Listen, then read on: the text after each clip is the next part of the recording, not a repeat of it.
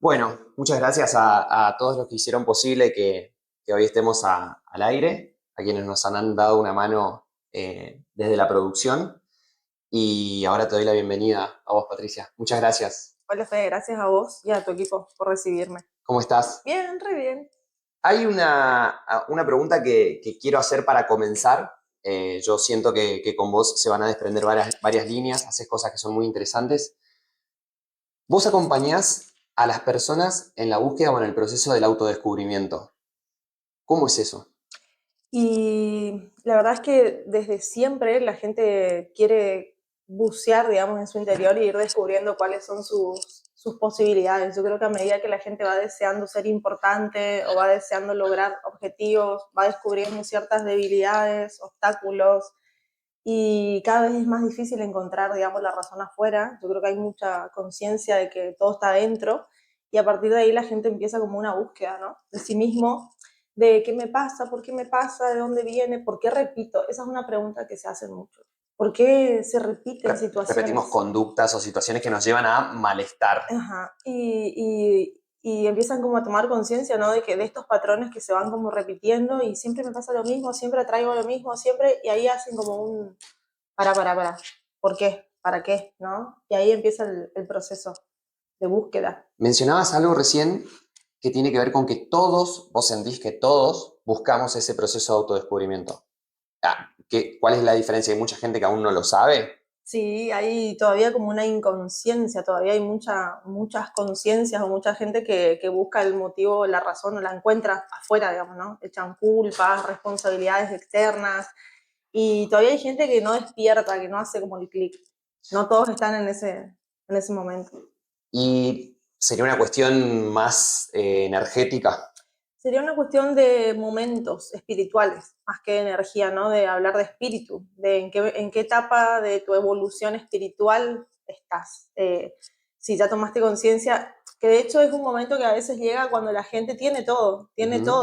logró el dinero, logró el amor, logró la familia, logró esto, logró lo otro, y de golpe se encuentran como con un vacío. Tengo todo y me deprimí, no soy feliz, no me levanto de la cama, el vacío del sinsentido, ¿viste? ¿Para qué tengo todo? Al final quería tanto, luché tanto y se encuentran ahí con un vacío. Bien, Así que bueno, el espíritu llega a un momento donde no importa cuáles sean las distracciones que tengas afuera, quiere su crecimiento interno. Entonces nos empuja un poco a la experiencia, a veces dolorosa, a veces vacía, para que nosotros nos hagamos cargo de eso, ¿no? bien. Patricia Méndez con nosotros. Em, Cuando voy a contar una infidencia, cuando te contacté para la entrevista te escribí por Instagram, inmediatamente me dijiste que te escriba al WhatsApp, voy a tu WhatsApp y me asusté mucho con la respuesta automática que decía turnos recién para octubre. ¿Qué haces? Turnos para octubre, ¿para qué? ¿Y cómo te presentás? ¿Cómo te definís? Trato de no definirme, eso es Bien, algo que lo vengo trabajando hace años, porque yo creo que soy una gran buscadora, fui una gran buscadora y soy una gran defensora, ¿no? Ahora de las herramientas y de las cosas que le hacen bien a la gente. Entonces no ok, tengo como una cosa de, no, tenés que hacer esto o vamos a hacer aquello, sino que cada vez que recibo a la gente veo cuál es la posibilidad de la persona, cuáles son sus creencias, cuáles son los recursos, la materia prima que yo tengo, ¿no? Desde este lugar energético, y a partir de ahí adapto un poco mis herramientas para acompañar a esa persona. Por lo general, yo igual tengo un sistema, ¿no?, de formación, entonces trabajamos mucho con la escucha activa, biodecodificación transgeneracional, que es un poco las memorias de tu familia, de tu árbol, que eso es lo que por ahí más les impacta a las personas, de entender que de golpe estamos parados en las mismas, en el mismo sistema de creencias de nuestra familia, ¿no? pará, y lo relaciono con algo que hablábamos hoy. ¿Puede ser que mucho de lo que nosotros caemos nuevamente en lo mismo tenga que ver con esto? Totalmente, porque nosotros aprendemos todo de nuestra familia y la familia a veces uno cree que nos enseña a caminar, a comer, a desenvolvernos, pero también la familia nos enseña a pensar, ¿no? Nos enseña a interpretar la realidad. Entonces muchas veces el niño crece en ese sistema familiar viendo, no sé, que a la madre le asusta la lluvia, o Ujú. que cada vez que llueve hay como una conducta determinada al respecto y el niño se apropia de eso y lo reproduce y a veces no sabe ni por qué, digamos. Y Voy, bueno, así con todo, digamos. Voy a hacer otra cosa que no se hace, contar parte de nuestra charla por privado y me quiero meter un poco en tu historia también. El ejemplo de los fideos. El ejemplo de los videos, ¿no? El ejemplo de los videos es una anécdota que yo siempre cuento en el curso de biodecodificación. que es que uno se arraiga o se aferra mucho a su creencia y hasta que la mente no conoce que hay una forma diferente de hacer las cosas, no concibe la transformación. Por eso te contaba en esa charla que el conocimiento, el estudio, la curiosidad es muy importante. Y en esa anécdota yo cuento que en mi casa mi mamá estaba acostumbrada a hacer los tatarines largos, a romperlos en 2 o 3 pedazos y meterlos en la olla. Y cuando era adolescente estábamos con una amiga y le digo, te voy a hacer unos fideos. Rompo el fideo y ella me dice, no, para, no, me dice, haceme arroz. No lo iba a poder enrollar Claro, después. y me dice, haceme arroz, me vas a romper todo el fideo, ¿viste? Y yo le digo, ¿cómo haces vos el fideo? Y así me dice, y me ponen los tatarines y espera que se derritan ahí, que, ay, para mí fue como, no sé, descubrí Sí, sí, América, o otra. sea, eso se llama insight, ¿viste? Sí. Es como que de golpe incorporás un dato que no estaba en tu sistema de creencias y transforma absolutamente toda tu estructura, ¿no? Y la verdad es que cuando uno se pone a pensar, ¿y por qué yo hacía así los fideos? Si podía haberlo hecho de otra forma, es porque siempre se hizo así en casa, ¿no? Y cuando le pregunto a mi mamá, Esa gran respuesta, ¿por qué? Y porque siempre se hizo así. porque siempre se hizo así, y después indagando me dice mi mamá, es que no entraban en la olla. Claro, en la época, digamos, de los abuelos, ¿no? Donde eran más desfavorecidos económicamente, había una olla y era Sí. así chiquita. Entonces, como, bueno, encontrar la forma de meter eso en esa ollita. Sí. Y vos decís, no, pero ahora yo tengo la batería completa de cacerolas. Bueno, elegí, ¿viste? La que te convenga. Es como que uno va mejorando sus posibilidades. Sí. Pero muchas veces la mente no está preparada para eso. Es decir, hay un progreso material, pero mi mente sigue arraigada a las creencias obsoletas del sistema y entonces no entiende por qué si antes éramos pobres y ahora somos ricos, igual seguimos teniendo problemas económicos, porque tu creencia no se actualiza, ¿no? Y seguimos por ahí sosteniendo actitudes, comportamientos y pensamientos a veces como muy inconscientes que nos vinculan con esas cosas que queremos de una forma como muy desfavorable. Me gusta mucho el tema de lo económico para desarrollarlo en un rato, pero me quería detener un poco en tu historia porque sé que es muy rica. Esta anécdota de los fideos fue cuando te fuiste a estudiar. Me fui a Vos estudiar estudiaste psicología. Estudié psicología en Córdoba durante 4 años, estuve allá y después me volví y terminé acá en Posadas, digamos, ¿no? Y en el medio, Goya. No, eso fue después. Eso fue después. Eso fue después Ah, ok. ya de mayor, digamos, ¿no? Yo terminé 5.º año, era una adolescente muy rebelde, porque siempre fui muy intelectual y entonces era como que cuestionaba todo. Sí. Todos los profesores, todos mis amigos me decían que tenía muchas cualidades para la psicología, porque también te contaba en ese encuentro que de chiquita siempre tuve mucha sensibilidad para captar a las Sí. personas, ¿no? Y por ahí para hacerle devoluciones que para la edad o para la circunstancia era como, ¿y de dónde sacaste eso? ¿Y cómo sabes eso? Y sentía que por ahí el camino en la psicología me iba a esclarecer un poco qué era lo que a mí me pasaba, por qué yo conectaba así con las personas, porque a veces llegaba a conectar en un nivel de profundidad donde me sensibilizaba mucho o donde veía mucho más de lo que quizás yo quería, ¿no? Así que busqué por ahí en la psicología y me encontré con un camino muy científico que me hizo mucho mal. Sentí que estudié en Córdoba, me parece que la formación de Córdoba es muy, muy científica, es muy clínica, entonces me encontré con el paradigma científico, me encontré con que incluso la misma psicología Sos consciente que es re polémico es muy lo que polémica, estás diciendo, ¿no? Por totalmente. una cuestión del cuestionamiento a la ciencia. Sí, Igual ahora tiene un desarrollo de esto que está bueno, sí, pero pero como... ¿sabes qué? Yo siempre le digo a la gente, yo soy formadora también, ¿no? Bien. Yo le enseño a los terapeutas, yo tengo médicos, psicólogos, terapeutas, curiosos, o sea, de todo tipo de gente que se interesa por esto y se acerca a estudiar conmigo.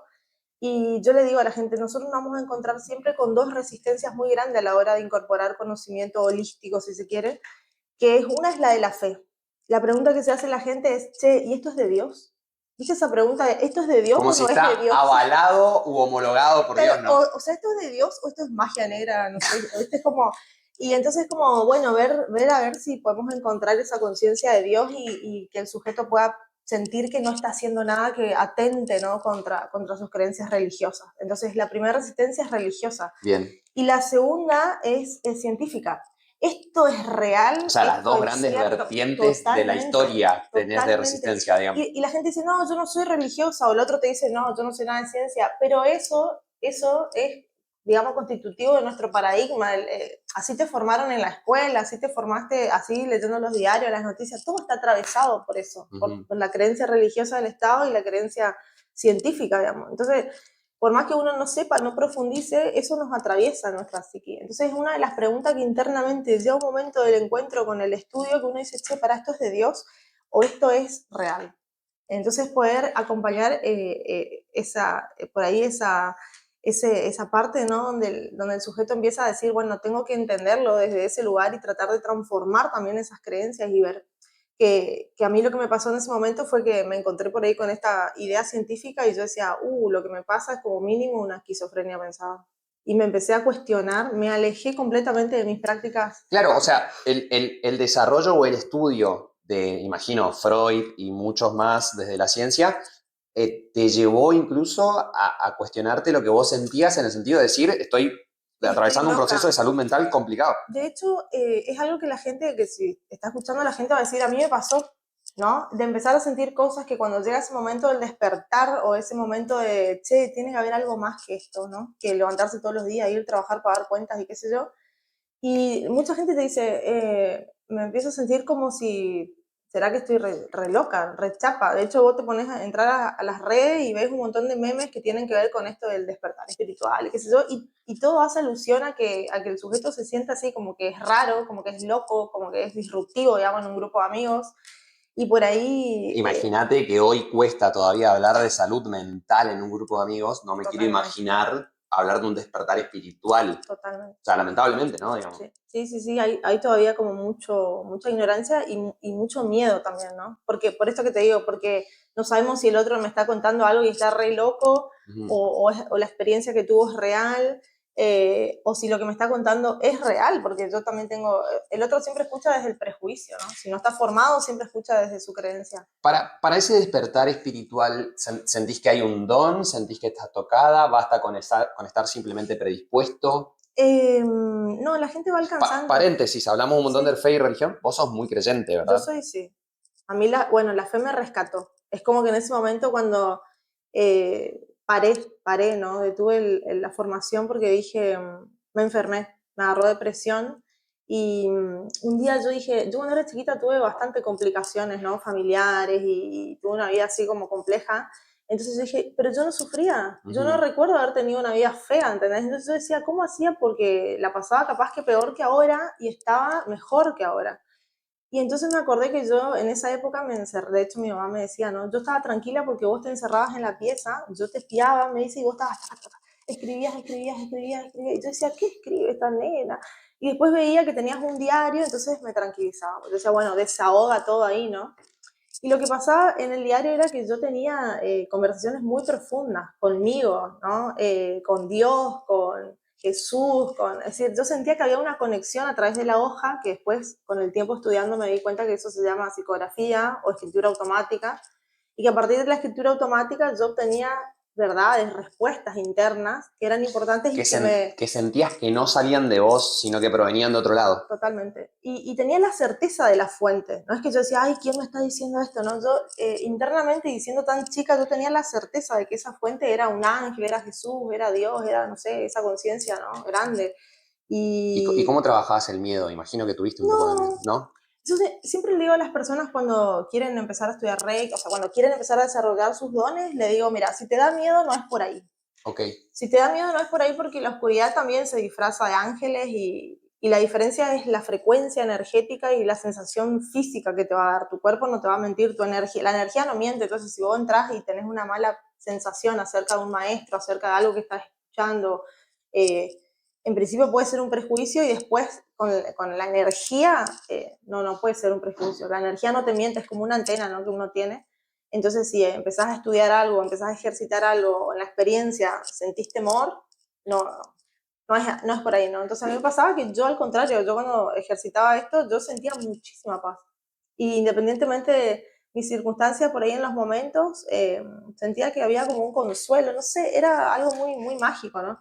Cuando yo me fui a estudiar psicología, pensando en que yo estaba re loca, porque pensaba, ahora la psicología te dice capaz que estabas como delirando, ponele, yo dejé de escribir. Y alrededor de los 18, 19 años ya no escribía más, cuando había escrito toda mi vida. Entonces dije, claro, eso te enfermó. Dejar tu cuaderno, dejar tu virome, alejarte de lo que realmente te representa, ¿no? Representa tu conexión con vos, con tu fe, Y entonces restablecí mi comunicación y volví a mi diario y volví a escribir. Y eso me volvió como a centrar, digamos, ¿no? Y hoy ese proceso de, una pregunta de algo que habíamos hablado también aquella vez, ese proceso de autodescubrimiento entiendo que invita a un proceso quizás más largo de sanación. Nosotros venimos, lo voy a preguntar re bruto, ¿eh? Sí. ¿Venimos rotos de fábrica o cómo es?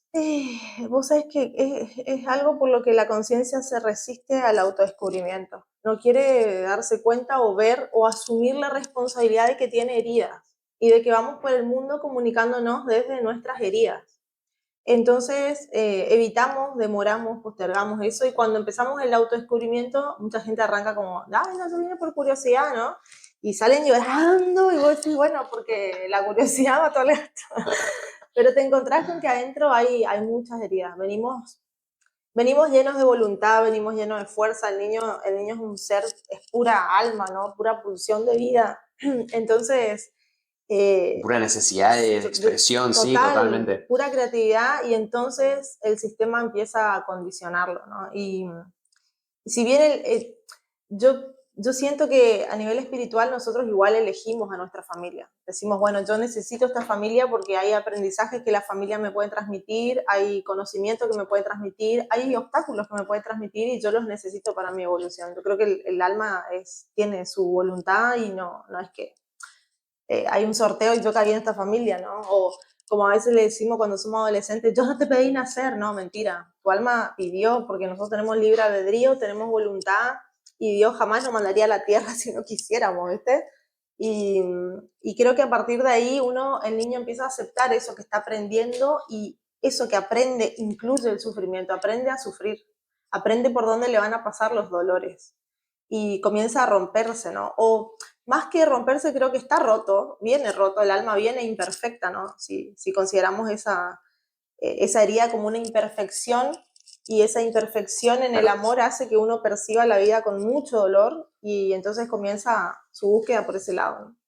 El dolor ¿Con qué siempre, carga venimos también, no? el dolor siempre es una brújula, siempre es como, bueno, viste que el dolor es como, de hecho hay mucha gente que te dice, bueno, no te anestesies tanto o no tomes tantos analgésicos porque vos tenés que saber en qué nivel está tu dolor, ¿no? Como para Claro, ir al como una médico, para... apendicitis. O sea, no, no Total, puedes calmar el dolor porque totalmente, o sea, si hubiera una persona, que de hecho hay casos, ¿no? De gente que por alguna lesión cerebral no es capaz de sentir el dolor, vos te estás prendiendo fuego y no te das cuenta, entonces ¿cómo te defendes? ¿Cómo sacás la mano del fuego si no tenés sensibilidad al dolor, digamos?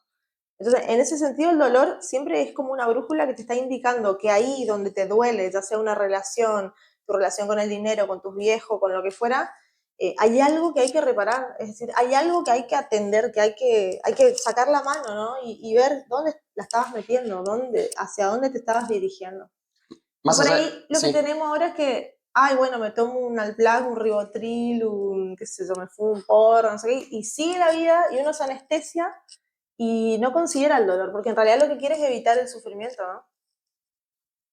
Así que, Tenemos pensado también invitar profesionales desde la psicología o desde la psiquiatría, pero esto que mencionás viene al pie. Yo no sé si Argentina es, pero si no es, pegan el palo, una de las sociedades más medicadas con estas recetas que acabas de mencionar. O sea, es también un mensaje y lo dejo porque después quiero hablar de posadas también al respecto.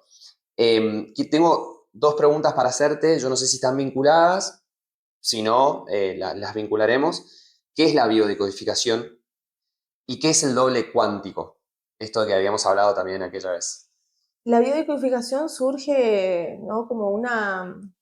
Sobre todo por esto que mencionabas de que en Sí, realidad no sé si hasta dónde elegimos o no elegimos nuestras familias. sí, la biodecodificación surge como una herramienta, ¿no? Para ir interpretando nuestras creencias, nuestras ideas, nuestros patrones, que muchas disciplinas por ahí ya lo venían haciendo, como el coaching, la programación neurolingüística, El PNL, el el famoso PNL.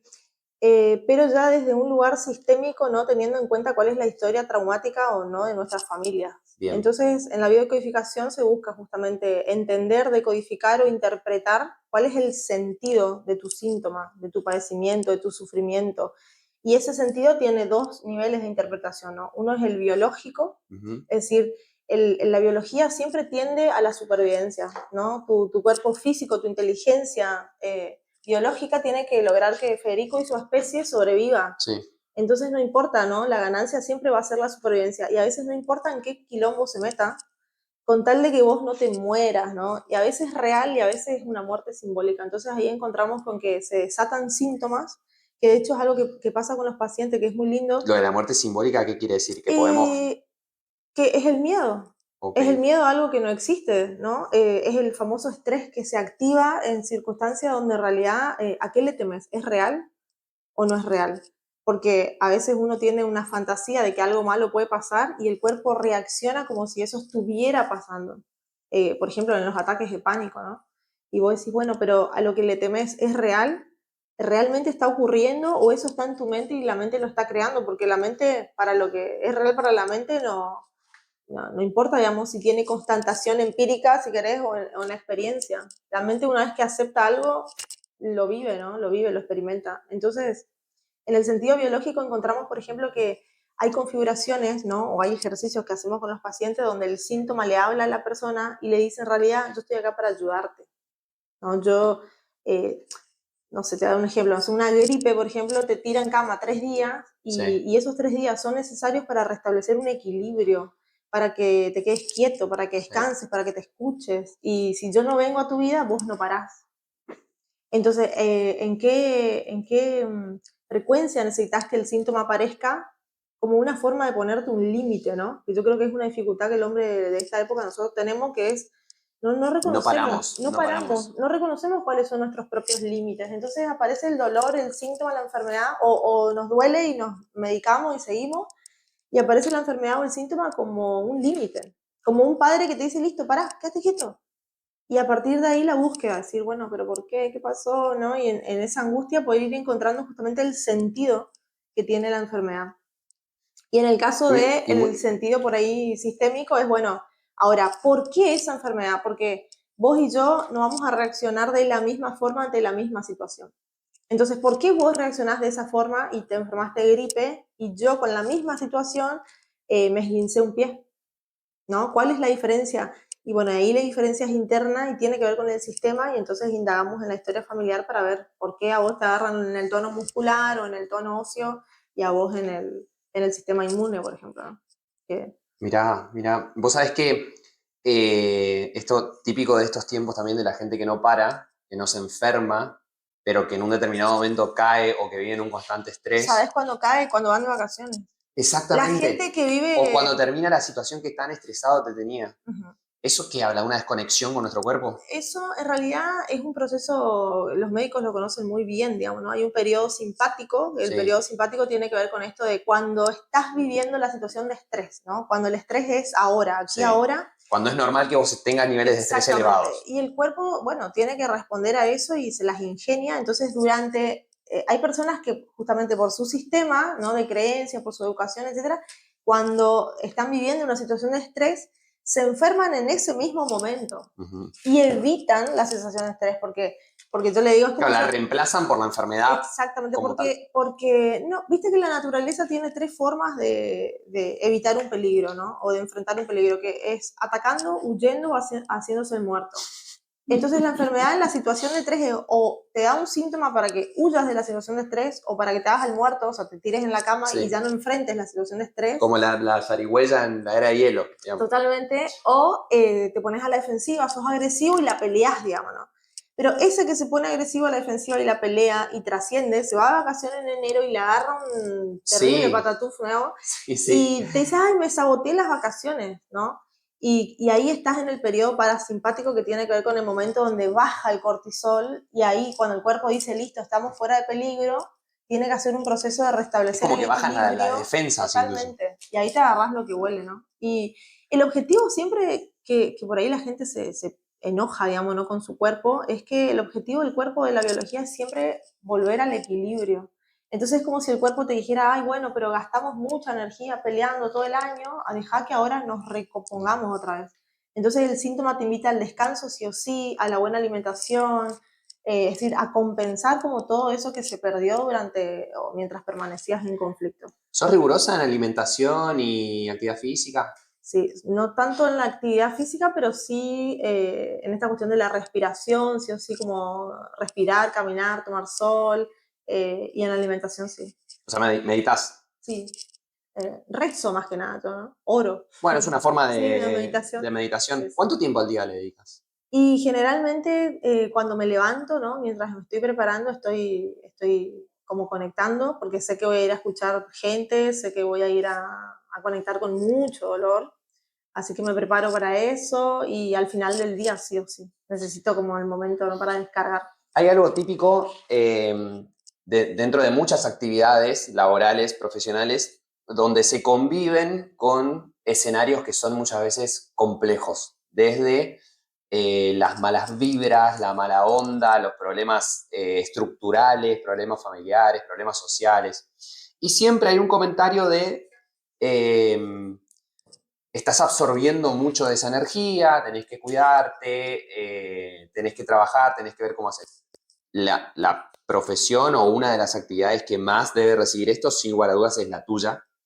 Y teniendo en cuenta que hay mucho de vibraciones y mucho de energía en lo que venimos hablando, ¿cómo trabajás vos Mi tu propia. propio, claro, desde tu propio cuerpo, espíritu, alma? Mira, y de hecho cuando la gente viene como, puede ser que fulana tenga mala onda, siempre digo, mira, no existe, no debería existir ninguna ciencia espiritual o religiosa que te invite a mirar al otro con ese prejuicio de separación. Porque Okay. si yo pienso que Federico es mala onda y por más espiritual que yo sea y llego a la oficina y te segrego porque vos sos mala onda o porque tenés mala vibra, yo estoy haciendo justamente algo que va a atraer más de lo mismo. Entonces yo siempre, sobre todo cuando formamos personas, ¿no? Yo le digo a los chicos, ustedes no se preocupen por la protección. Hay dos o tres principios que yo tengo en cuenta para mi protección. Una es el proceso de sanación que yo hago con vos y solamente un acompañamiento. El poder no es mío. Después me dicen, ay, sos regrosa. Claro, al fin y al cabo es un Sí, autodescubrimiento. exactamente. Yo te acompañé a vos, el poder es tuyo, la decisión de curarte es tuya, las herramientas yo te las facilité, la fe es tuya. En todo caso, si crees en Dios, bueno, atribuíselo a Él o se lo atribuimos las gracias a la jerarquía mayor.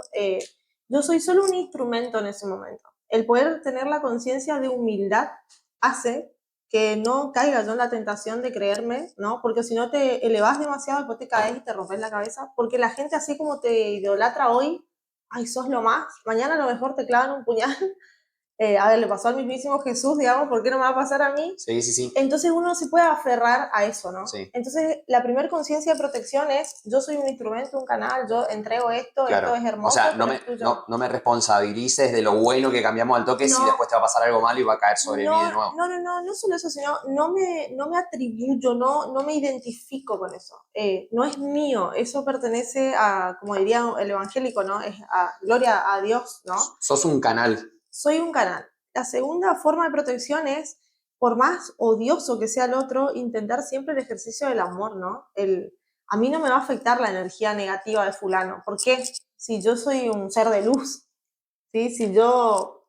Y la frecuencia superior siempre domina a la inferior. ¿Qué quiere decir esto? Que si vos mantenés tu pensamiento elevado, tu frecuencia elevada, y vos entras siempre buena onda, a lo mejor ni registrás al que está en el rincón con mala onda, y todos te dicen, viste que fulano, y vos porque vos estás en otra, ¿viste?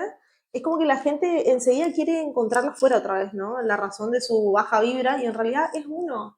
No hay nada que influya más en tu vibración que tu propia cabeza y que tu propio corazón. Entonces es importante por ahí ejercitar eso, la voluntad férrea de mantenerse siempre en una posición, en una postura mental o emocional, independientemente de las circunstancias. Que es lo más difícil, ¿no? Sí, me Porque imagino. entonces decir, bueno, y que si yo me mantengo en esa polaridad, en la polaridad del amor, de la alegría, no puede venir nadie con otra frecuencia, o sea, va a venir porque existen, ¿no? Pero no puede generar demasiadas complicaciones en mi vida. Si te pasa eso y si la gente que está escuchando dice, no, a mí me pasa que yo estoy buena onda y viene fulano y me cagó el día, no, vos te levantaste aceptando que fulano o cualquier otra cosa te cae Te el día. podía venir a Es una interferir. decisión, exactamente. Cuando hablamos de que sos, en este caso, un canal, como un nexo, ¿eso es ser medium? Eso es ser medium. La mediumnidad, bueno, medium es medio, estar en el medio, ¿no? ¿En el medio entre qué? entre ese plano material que somos nosotros acá, físicos, tangibles, y todo aquello que pertenece al mundo de lo inmaterial, invisible, intangible, o espiritual, si querés ponerle un nombre. Y No está, se limita únicamente a los muertos. no, esa es un prejuicio que tiene la gente, ¿no? Que uno dice medium y cree que eso, que hace espiritismo y habla con los muertos. Y en realidad, si bien se puede hacer eso, ¿no? No se reduce a eso. Y como te contaba ese día en la entrevista, a raíz de de mi formación, yo entendí que podía aprovechar el don para conectar con las almas. Entonces yo digo, sí es hablar con el alma, pero alma no tienen solamente los muertos. Los muertos dejan el cuerpo físico y trascienden, y sí, su energía sigue viviendo en otro plano, y podemos a veces conectar con ellos, pero en realidad vos también tenés un alma. La diferencia entre vos y esa persona que dejó su cuerpo es que vos seguís en tu vehículo físico y el otro no. Pero tu alma está ahí y tu alma tiene una sabiduría que tu conciencia no llega a divisar, o a la que tu conciencia no accede. El alma entonces es como asequible a una lectura individual de tu conciencia. Entonces cuando hacemos una sesión, que hoy me preguntabas en qué consiste, es como vos venís con un tema, un disparador. Entonces te escucho y después te hago una lectura, es decir, conecto con tu alma, como si hiciera una sesión de espiritismo, pero no para hablar con un muerto, sino con tu propia energía. ¿Puede haber una resistencia incluso de mi alma? No, el alma siempre tiende al amor, ¿no? El alma es sabia, tiende al amor, tiene su resistencia en el sentido que sí, va a llorar, le va a doler, se va a enojar, pero nunca va a decir, no, no quiero que me leas, y yo te voy a decir, ay, no, Fede, vení mañana porque hoy Claro, no no vi estoy pudiendo nada. conectar. Exactamente, no, no, no. El alma, cuando yo entro y pido permiso a tu alma para ver qué le pasa, qué siente respecto a lo que tu conciencia está trayendo como discurso, el alma, pues, yo incluso le digo a la gente, bueno, tu alma está enojada, siente dolor, no me quiere hablar. A veces le digo, me está costando como poner en palabras lo que me quiere expresar tu energía, porque es como si tu alma estuviera enojada y como diciéndome, no, no quiero hablar. O sea, todo eso yo siento, ¿no? Como si fuera un diálogo con algo que está presente pero que no se ve. Y la gente queda impactada porque es como, güey, dijiste algo que solo yo sé, ¿entendés? Una vez, que pasó por mi cabeza, pero una vez en la vida, y pensé que no significó nada, y el alma lo traía como que era todo. Entonces, yo le digo, sí, lo veo, lo veo. Y pasa otra cosa mágica, que es que cuando vos conectás con la información del alma y la gente escucha que yo le estoy diciendo cosas tan íntimas, tan privadas y tan sanadoras, eh, la gente piensa, ¿y cómo sabe esto? ¿No? Y algunos me preguntan, no sé cómo haces, Con quién pero, hablaste? ¿Quién te ajá, contó? no sé cómo haces, pero, te dicen, y yo le digo, en realidad no soy yo. Esto pasa en la sesión para que vos veas que vos no estás solo, que hay una inteligencia superior, y que esa inteligencia superior te acompaña, sabe todo de vos, y que cuando vos venís a pedir ayuda, me transmite a mí lo que yo necesito saber para acompañarte, porque vos imaginate que vos con 30 años tenés un montón de información, y no va a salir 30 años de información, sino tac, tac, tac, dos o tres ítems, Cosas que te marcaron. total, Y que generalmente puede pasar, creo que en la mayor cantidad de veces, cuando son cosas muy complejas o traumas, muchas veces tendemos a ocultarlo, a olvidarlo, a sepultarlo, a enterrarlo, pero por la experiencia misma y también por lo que contás, están. Como, están. Tienen influencia aunque uno no lo recuerde, ¿no? Y yo siempre digo que a veces me preguntan, ¿y las vidas pasadas existe? ¿Y vos podés ver la vida pasada? somos Y yo reencarnaciones. siempre le digo lo mismo a la gente, le digo, ¿por qué quiero ir? O sea, apenas puedo con esta vida, mirá si quiero saber más, ¿no? Y siempre digo, el olvido es selectivo, el olvido es una forma de supervivencia. Vos imaginate que si vos trajeras los recuerdos de otra vida y quisieras encarnar de vuelta, no encarnarías, porque las vidas, inclusive en las épocas antiguas, fueron peores que en esta época. Entonces, ¿con qué Hay, ganas yo vuelvo a la Tierra? hay una gran, me gusta esto que decís porque hay una gran línea, no sé si ahí tenemos alguno de los libros, pero hay una gran línea que viene hoy a decirnos, che, no está tan mal el mundo, no está tan podrido, que es un concepto muy difícil hoy de sostenerlo porque, por ejemplo, estamos saliendo de una pandemia, o ya salimos de una pandemia, pero fue un momento muy bravo para la humanidad en esta época. Pero hay una línea muy grande que dice, che, fíjate lo que era hace 100 años Tal la cual, ciencia, las hambrunas, las pestes, tal hace 1000 cual. años y cómo estamos avanzando, la esperanza de vida, lo que va a ser. Ni hablar de que hay otras amenazas, pero ojo con ese tema, digamos. Sí, Estamos no, cada vez mejor. totalmente. Y yo le digo a la gente, imagínate que si tu alma recordara todo eso y uno llegara con una conciencia de qué hice en mi vida anterior o qué me pasó, no querrías volver a nacer, porque obviamente es un trauma, ¿no? Entonces, por ahí el tener presente esto del olvido, de que a veces no necesariamente yo quiero acompañar al otro a que el otro recuerde, ¿no? Porque si uno recuerda, a lo mejor hasta revive el trauma, el sufrimiento. La Bien, idea es identificar en la experiencia qué es lo limitante de la experiencia. Y la experiencia, el recuerdo en sí no es lo limitante, sino la interpretación que vos tenés. Entonces, bien, a veces le ayudamos a recordar o a reformular la experiencia, que es lo que en psicología se llama la resignificación, ¿no? El poder volver a mirar lo que me pasó pero ahora con otros ojos, con otro conocimiento. Entonces lo que me pasó cuando era chiquito, yo lo vuelvo a mirar ahora con 30, con 40, con 60 años y trato como de captar o de entender desde otra sabiduría. Y el dolor cede. salimos del pasado y me meto a hablar un poco del futuro. ¿Qué es ser vidente? Y ser vidente es poder ver justamente, ver, no sé cómo explicarte, porque me dice la gente, ¿cómo ves? Claro, porque... Sobrevienen a mi mente como una secuencia de imágenes, ¿sí? Lo que yo tengo por ahí es que a mí me pasa mucho por el cuerpo, ¿no? La sensación.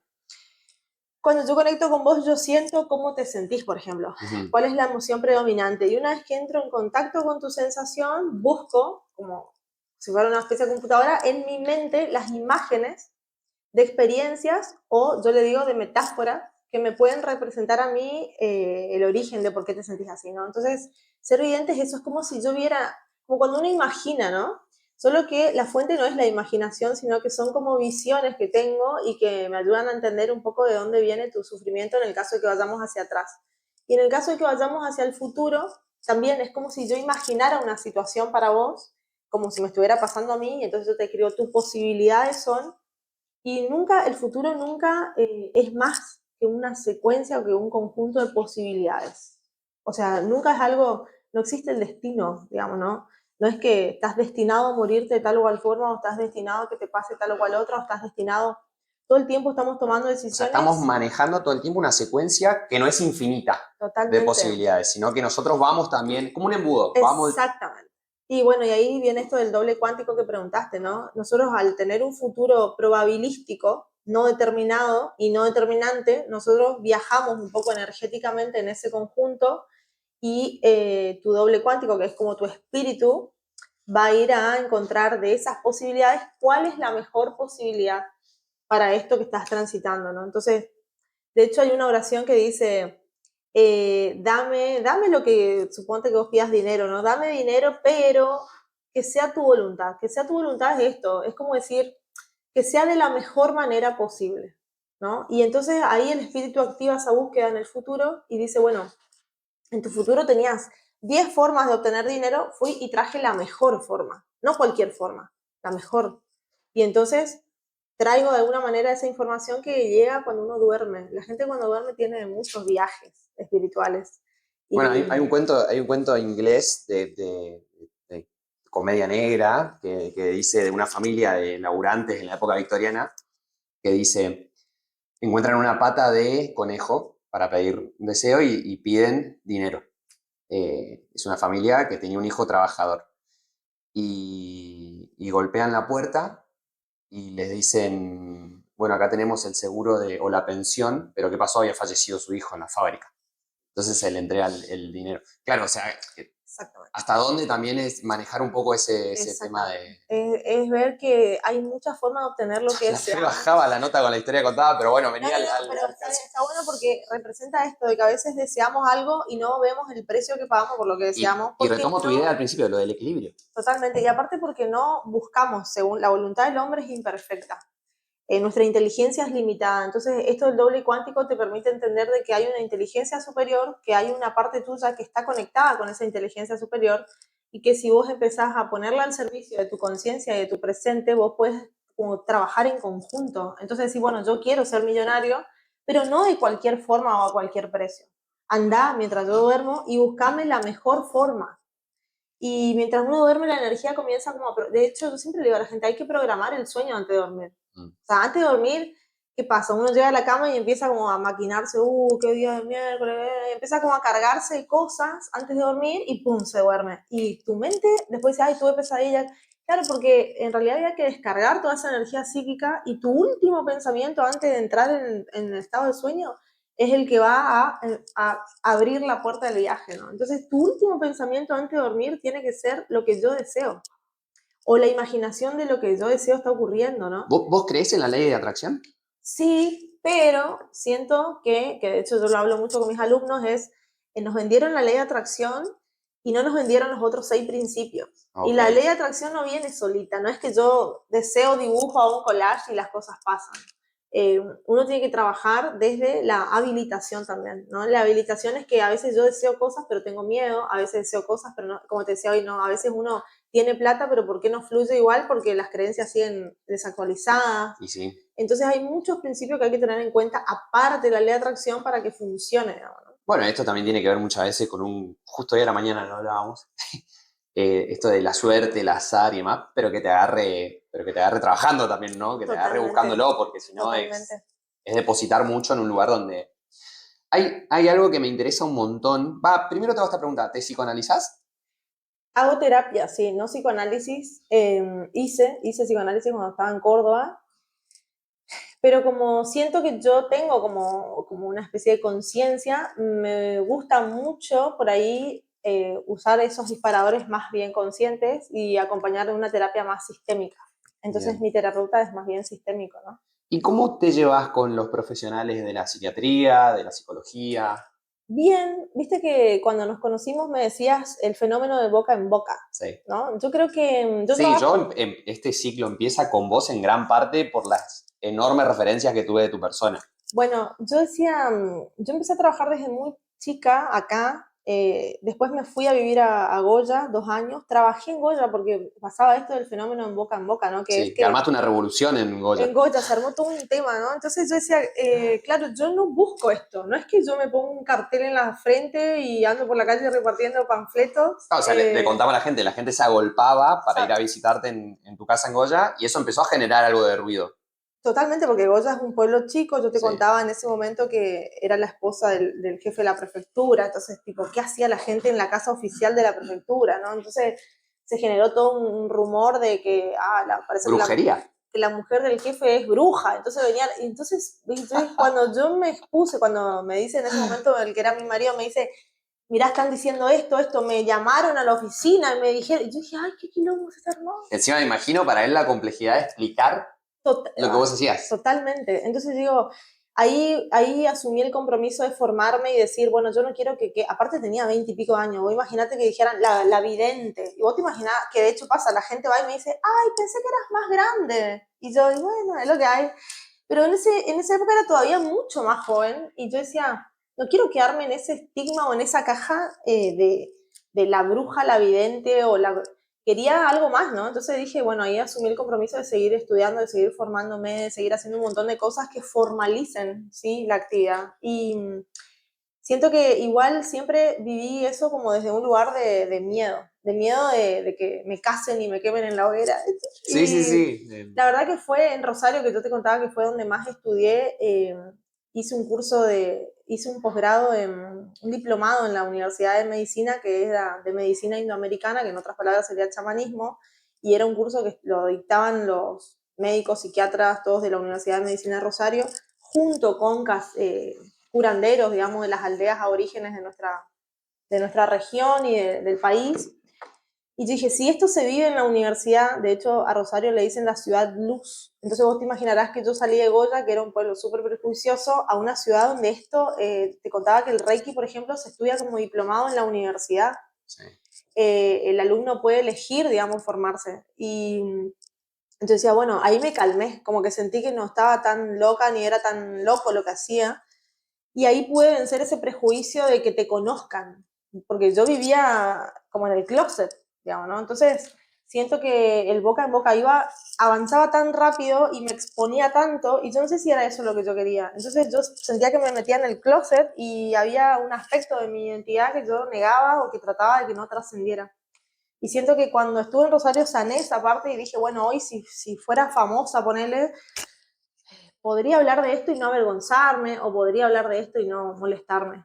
Así que cuando volví a Posadas, en el 2018 volví, estalló, ¿no? Si bien siempre yo trabajé a distancia, siempre trabajé con gente de todo el país, cuando vine fue como, bueno, un estallido, una expansión total. ¿Trabajás de Y manera virtual? sí, de O todo, sea, la pandemia te agarró presencial. entrenada. Yo en la pandemia trabajé toda la pandemia y mucho más porque la gente quería saber qué onda, ¿no? ¿Qué onda su vida cuando se empezaba a descubrir en la pandemia? De- Entonces, mira, siento que a los profesionales no les quedó otra que terminar de convivir conmigo o con mi existencia, porque la gente va al médico. Mira, ayer justo me contaba una paciente, una vecina, me decía, sí, porque yo estaba en el sanatorio, viste, acompañando a mi papá que estaba enfermo, y le conté a un enfermero, me dice que estaba tranquila porque habíamos hablado con vos, y el enfermero me dice, ¿con quién? Con fulana. Ah, sí, fulana. Y vos decís, en el pasillo de un sanatorio hablan de vos, ¿entendés? En un quirófano, en un... Es decir, y hablan con respeto. Incluso el que no te, porque no me conocen, incluso el que nunca vino a verte no se atreve a decir algo malo, a cuestionar. porque toda la gente que está en ese contexto tiene algo siempre bueno para decir. Entonces yo siento que es como que al profesional de la salud que no le gustaba la idea de que yo exista o de que mi disciplina exista, termina conviviendo y aceptando que yo existo y tratando como de reconciliarse con esa idea. Entonces me dicen las chicas, ponerle, mi psicólogo sabe que yo vengo, le conté a mi oncóloga que yo vine y la oncóloga me dijo, qué bueno, sí, la chica es divina, yo trabajo con médicos, o sea, trabajo en el sentido que los médicos saben que existo y a veces le dicen, anda a ver a esta chica, ¿viste? Y es decir, hay como una armonía por ahí que está buena, ¿no? Cambió, siguiendo la línea de lo que contás, hay una idea, me parece entonces, de que cambió un poco el paradigma en el sentido de que hoy se está buscando aquello que ayuda. Como te contaba ese día, viste que acá en la provincia tenemos nosotros casi como el honor, por ahí la bendición de tener o de contar ahora con la ley de terapias alternativas, alternativas no, complementarias e integrativas, que salió el año Claro, porque yo pasado. te había preguntado si decirle lo alternativo era lo No, correcto. claro, No, ahora es ahora es complementario. complementario e integrativo, es decir, que acompaña ya a lo tradicional. Y al tener la ley, si bien todavía no está regulada, vos te das cuenta que Claro, le la falta la provincia, reglamentación. ajá, pero la provincia ya está considerando estas disciplinas, todas, ¿no? La aromaterapia, el reiki, todas como algo que es benéfico para la salud.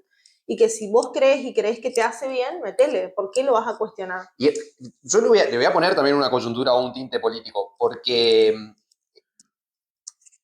habla un poco del cambio de paradigma también, justo en la gestión con un gobernador y vicegobernador médico. Ah, mira, no O lo sea, había visto ahí. Sí, igual nosotros tenemos imagino que debe ser de hace años la propuesta, la idea y demás, sí, pero se sí. concreta bajo Hay esa... mucha gente que, como te decía, venía trabajando por ahí en esta cuestión alternativa desde las sombras, justamente por el miedo al prejuicio, a toda esa cuestión.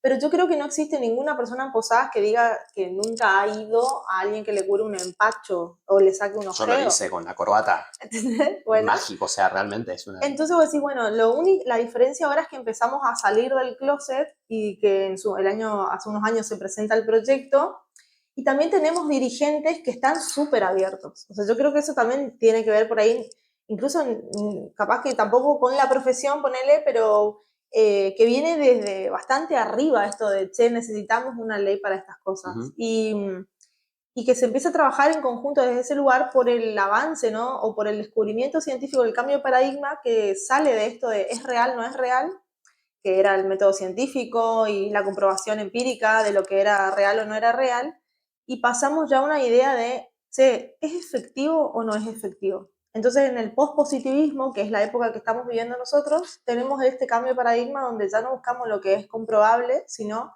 lo que es efectivo, lo que Saludable, sirve, efectivo. Sí, tal. exactamente.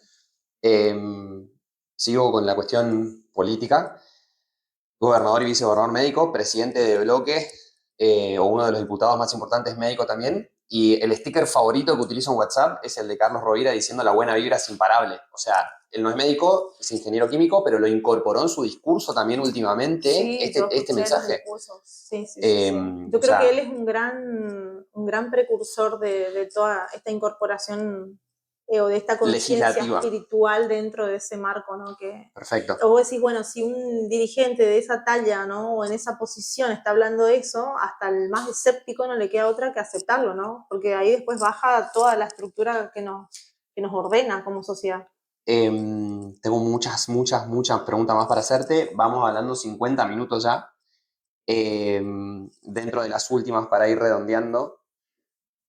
¿Te, te tantearon para hacer brujería, hechicería, macumba? Sí, sí, siempre te dicen, por ejemplo, ay, quiero que fulano vuelva. El famoso amarre. El famoso amarre, creo que eso es o no sé, yo ¿Y soy... qué haces ahí? O sea, ¿los aceptás en el sentido de vamos a hacer todo el proceso para autodescubrirnos? ¿Lo negás de No, entrada? no, no. El tema es el siguiente. Yo soy carismática desde la cuna, ¿no? Entonces yo me dedico a hacer liberaciones. Yo Bien. te puedo sacar un daño, te puedo ayudar en un exorcismo, tengo amigos curas, ¿entendés? O sea, pero ¿a qué va esto? Que entiendo el mal, existe, esas cosas existen, la gente va y paga fortunas. Vos no te imaginás la plata que se Mucha gasta. guita. Mucha plata, mucha plata. Y ¿Para hacer qué? de todo, para conseguir trabajo, para sacarlo a Federico porque me molesta. ¿Para hacer el mal también? Sí, para conseguir pareja, para atarlo a fulanito porque no me da bolilla. Y todas esas cosas desde la oscuridad son posibles. Y cuando viene la gente a mí, de hecho esta semana tuve una chica que venía muy mal en ese sentido, y yo le digo, bueno, acá hay un daño. ¿Detectás si Porque has sido sí, víctima de... sí, sí, se nota en la energía. Entonces, Toca el timbre ahí de, en Alberdi, vos ya sabés que... y de hecho hay gente que te dice, ay, ¿no será que estoy engolichado o todo me va mal? Y yo le digo, esa va a ser la última opción. Primero vamos a ver si no sos vos. Y si bien yo creo en todas esas cosas, siempre para mí es como la última opción. Bien. Entonces, Porque además no está de más ver cómo está cada uno. totalmente. Entonces por ahí como la gente sabe que yo saco esas cosas, cree que por ahí también las hago, ¿no? Entonces, no ahora, pero anteriormente me ha pasado que vienen con esta inquietud y yo digo, mira, eso viola la ley del libre albedrío y la voluntad del otro. O sea, vos no puedes forzar a alguien a hacer algo y menos a sentir amor. O sea, no existe eso. Eh, Vamos a ver por qué estás en esa postura. Obviamente que hay voluntades más caprichosas que a lo mejor me miran y se van a alguien que le va a decir sí, hagamos, y ya no vuelve conmigo, ¿viste? Y si vuelve conmigo, por lo general es porque entiende que, bueno, que tiene que soltar esa idea de querer amarrar al otro y que tiene que trabajar sobre sí su necesidad de control, de apego, de esto, de lo otro, o sea, pero esas cosas no las hago, ¿no? Bien.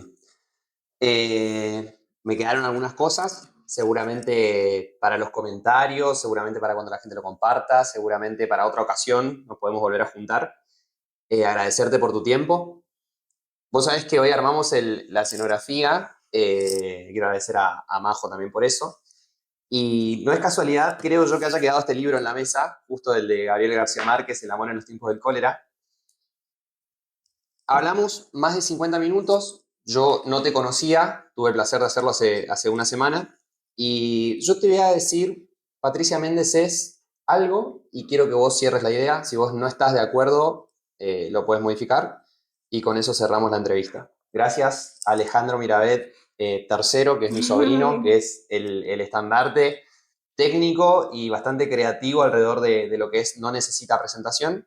Gracias a mi viejo, Alejandro Mirabet primero, también por una mano muy importante en lo técnico. Bueno, y a todas aquellas personas que han apoyado esta idea desde el principio. Patricia Méndez es amor. Te juro que antes que lo digas, dije, si yo me tengo que definir, me defino así. Y si por ahí la gente dice, bueno, pero ¿qué es el amor? Yo te diría, bueno, Patricia Méndez es una mensajera del amor. Y, y me emociona, ¿viste? Eh, Siento que trato como de darle continuidad al mensaje que asumo de mi maestro. Y para mí mi maestro siempre va a ser Jesús. No Jesús, el Jesús mágico, misericordioso, milagroso, sino el Jesús hombre, ¿viste? El que se recorría todo el desierto tendiéndole la mano a la gente, compartiendo con los enfermos, diciéndole a la gente, che, ¿por qué lo discriminás? Sentate en la mesa, invítalo a comer, invítale el agua, dale esto. Este mensajero de, che, quiéranse entre ustedes. ¿Por qué se están queriendo de esta forma? ¿Por qué se liquidan, se juzgan? ¿Por qué se tiran con piedras? Si estamos todos acá en el mismo camino para aprender lo mismo, ¿no? Que es a perfeccionarnos en ese amor. Vos me habías dicho ese día, trae un tópico. Y yo traje dos. Dije, que en realidad no es que los traje, porque yo pensaba, ¿qué llevo? mirando hacia afuera. Y después dije, no, pará, yo tengo dos grandes tópicos en mí, ¿no? Uno es el rosario, que siempre va conmigo, y que ese día me contabas también que tenía cierta afinidad con el rosario. Y yo decía que en el camino de las liberaciones y de descubrir el mal, me di cuenta que una gran representante del amor es el arquetipo de nuestra madre, que es María, ¿no? Y de qué manera no hay protección más poderosa que el estar resonante en el amor. O sea, no hay espada, no hay escudo, no hay lanza que te proteja más de la oscuridad o del odio que el estar vibrando en ese amor, ¿no? Y el segundo es mi tatuaje, ¿no? Que es Jesús. No sé si lo ves acá. Sí, escrito, En forma de cruz. en forma de cruz, exacto. Ahí te lo muestro. Es parecido al logo de fe, que también es en una Sí, es cruz. una cruz. Y en la cruz, mi mamá siempre me decía, ay, no, no lleves la cruz, porque la cruz es mucho sufrimiento. Una carga. Y me decía, las mujeres no tienen que usar cadenitas de cruz. Y yo crecí un poco con eso, ¿viste? Y después cuando me reconcilio un poco con la idea de la cruz, digo, no, la cruz es un símbolo de un gran sacrificio de amor. De hecho, yo que quiero tanto a Jesús, ¿no? Yo digo, a veces pienso como, ¿para qué te entregaste por esto?